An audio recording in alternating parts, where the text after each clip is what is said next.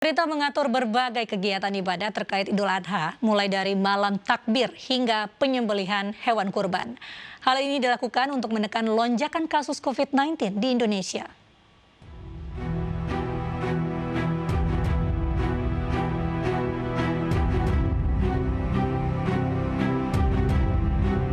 Pemerintah mengatur berbagai ketentuan ibadah terkait Idul Adha mulai dari malam takbir, salat Id hingga pemotongan hewan kurban.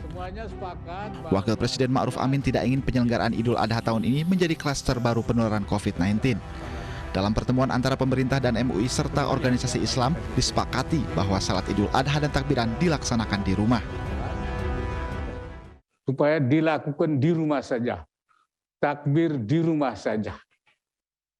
Begitu juga untuk penyembelihan kurban, itu supaya dilakukan melalui rumah potong hewan dan dibagikan diantar dari rumah ke rumah.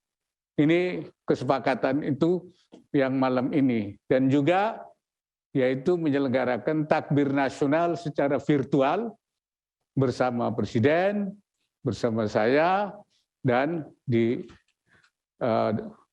inisiatif oleh Menteri Agama Republik Indonesia. Itulah saya kira kesimpulannya. Selain kegiatan peribadatan yang berpotensi menimbulkan kerumunan, Satgas Penanganan COVID-19 juga memperketat mobilitas perjalanan masyarakat keluar daerah mulai dari 18 hingga 25 Juli 2021.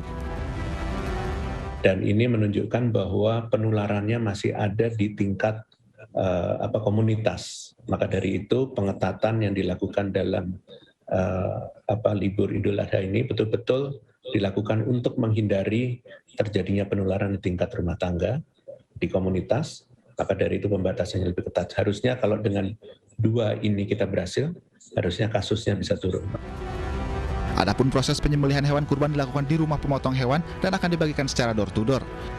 Selain itu, penyembelih pemotongan korban dipastikan dalam keadaan sehat dan bebas dari COVID-19. Tim Liputan iNews melaporkan. Pemirsa, Wakil Gubernur DKI Jakarta Riza Patria mengingatkan warga Jakarta untuk sholat Id di rumah saja. Sementara Majelis Ulama Indonesia memastikan PPKM darurat tidak menghilangkan aktivitas ibadah yang bisa dilakukan di rumah. Dengan Kementerian Agama dan Majelis Ulama bahwa ibadah sholat Idul Adha dilakukan di rumah masing-masing.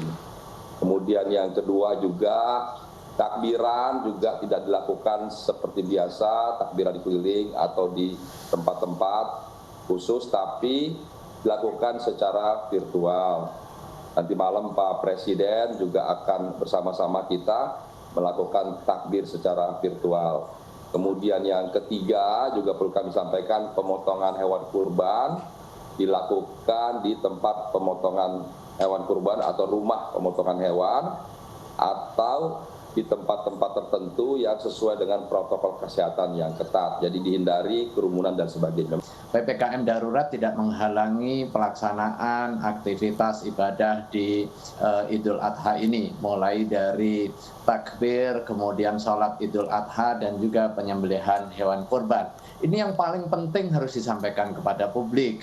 Jangan sampai kemudian niat baik kita untuk mengurangi potensi penularan justru backfire karena persoalan komunikasi. Karena memang kenapa saya terus menekankan soal narasi dan juga komunikasi publik ini, karena dalam rentang waktu 2-3 hari muncul di dalam pemberitaan. Misalnya PPKM darurat, takbiran dan sholat Idul Adha dilarang. Nah yang kayak gitu kan kemudian menyebabkan resistensi di tengah masyarakat. Karena itu bab soal keyakinan dan juga bab soal aktivitas keagamaan.